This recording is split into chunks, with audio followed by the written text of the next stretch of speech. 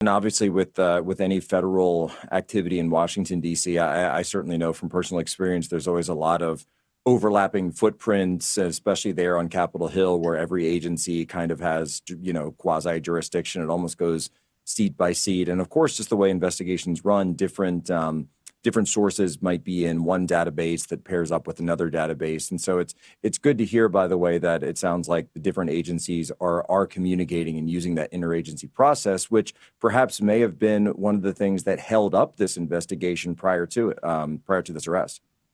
Jack, you're completely correct. And I will say, when we came into this administration on January 20th, we were seeing that all of our intelligence agencies and offices were really operating in silos. There was little to no information sharing. We were seeing that there was tons of gaps of information. And so President Trump, he brought his cabinet together and really ordered that those silos be broken down. And we've had unbelievable amounts of information sharing, especially on the immigration front when we're dealing with especially financial fraud.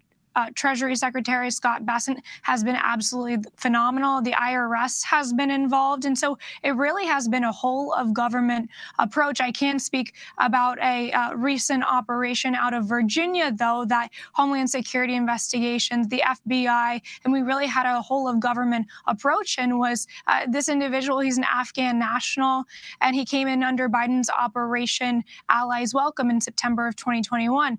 Turns out he's a member of ISIS-K.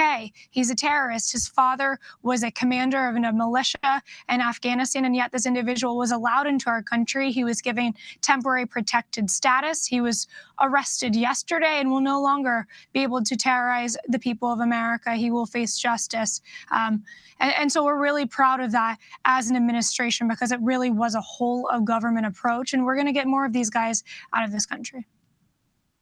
Well, that's right. And ISIS-K, of course, being the ISIS affiliate, primarily associated with Afghanistan and those Central Asian countries, some of the former Soviet countries up there, Uzbekistan, Tajikistan, et cetera, but then also into Afghanistan as well. They've been trying to get into the United States for quite some time. But, just cutting back to, what you mentioned about the information silos, that was what always made me bang my head against the wall so much when I was in the intelligence community, that we'd be working on a problem set and I would need a piece of information because it's like looking at a puzzle, but you're missing a few pieces, and then having a very good idea that, it's like I know my 5-year-old stole that piece and he hid it somewhere and I want to get it from him, and I keep asking him where he is, and he keeps telling me either that he doesn't have that piece or he doesn't know where it is, and ultimately it would be because people didn't want to share, and because people in Washington, D.C., particularly in the intelligence community and the national security agencies, they use this to try to burnish their power, to keep their fiefdoms going. And you see a lot of this in the interagency where certain, I'm not going to name any agencies, but certain agencies that are around like to kind of Bigfoot other agencies and play these games. They just play games, and ultimately who suffers are the American people and our national security. You're completely correct. And it really is amazing. As kind of more of an outsider, I was in the first Trump administration, but I'm not a government bureaucrat.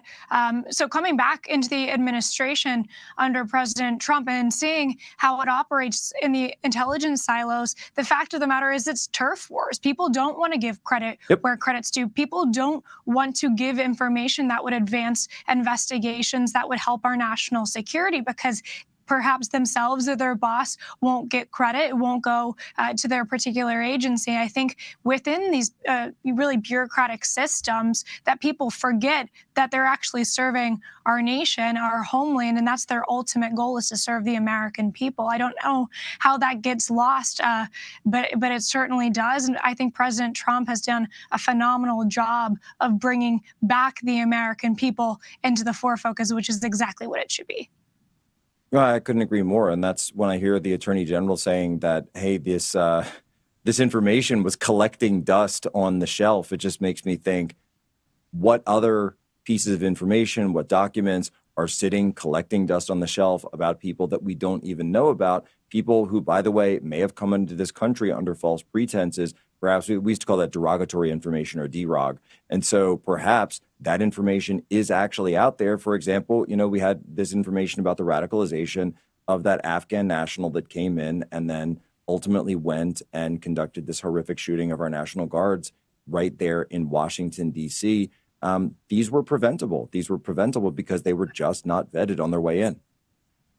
No, they weren't vetted on their way, and that is astounding to hear. It's now been within 1 week, 3 individuals who have been arrested. Unfortunately, of course, one of those who took the life of Sarah Beckstrom, an American hero, National Guardsman.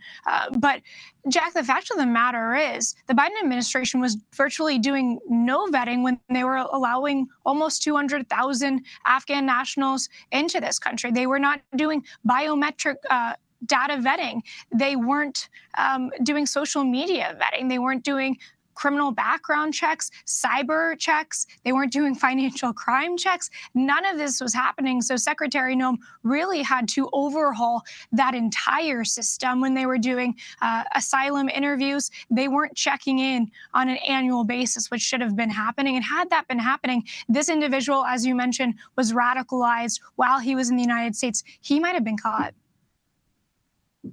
No, he absolutely might have been caught, and those checks for coming in would certainly make sense because who would you want to check other than someone who had served with the United States military, who understood, by the way, understood our military SOPs, understood our force protection levels, understood how we operate, understand how we communicate, someone who absolutely is familiar with those things, so could easily, unfortunately, know how to conduct an attack like this. And as horrific as it was, you would think that those are the people that the previous administration, if they were going to let them in, would have been watching the closest. But of course they weren't.